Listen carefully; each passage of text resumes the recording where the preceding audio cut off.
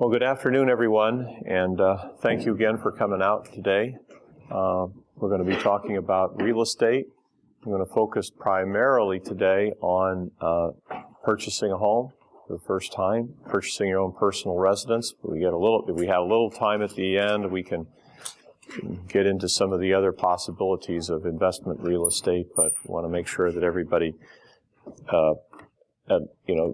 can at least understand making this very, very important step in terms of buying a home. Perhaps an unlikely dream for many in this area right now, but on the other hand, many of you are going to land in some very, very good companies and they're going to go public, and you're going to get a good salary from them, and so I have been very, very fortunate to own my own home for quite a while, and it's just a good feeling that I have from being able to own a home. So I welcome today representatives from the Stanford Federal Credit Union, Janine Henson, who has been very, very helpful to this program, and Howard Yee, who is who's the last person here to loan me some money. I went over to Howard and I asked him if I could borrow some money. Smiled and he said, "Sure."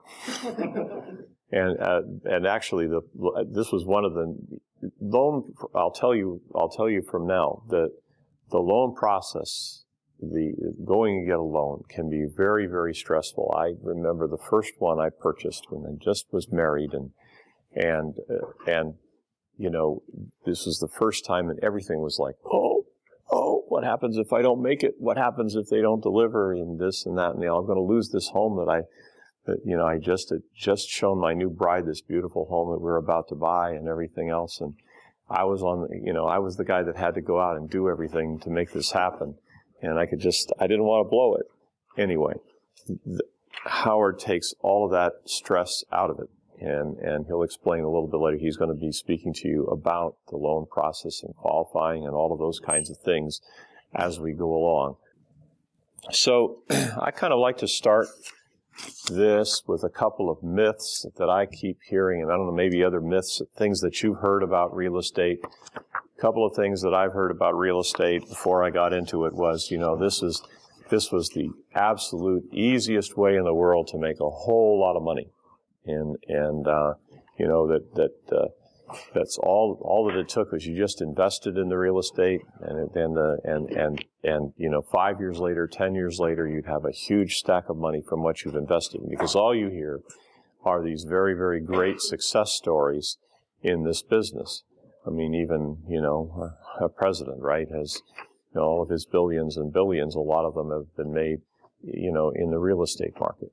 But when you get out there and do it yourself, it's not that easy. There are lots of problems that you have to face.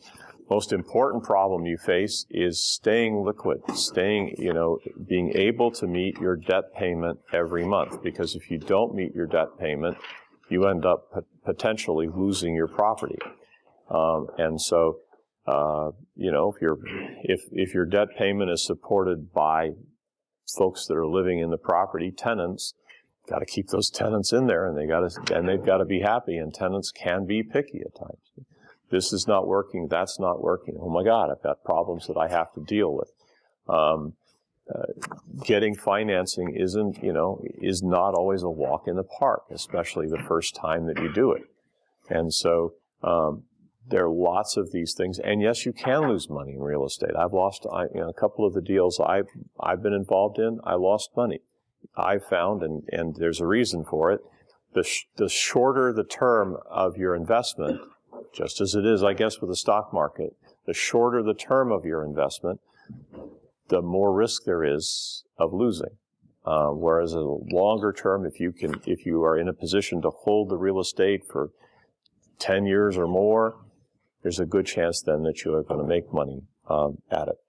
So just that was just a way of saying, real estate, try to dispel some of the rumors that are out there, and just have eyes open. Yes, you can do well in it. I know a client who just keeps turning it, but every time he does, he's working hard at it. He's He's lining up contractors. He's paying attention to the details in order to succeed in what he's doing. And the more experience you have, obviously the better off you're going to be.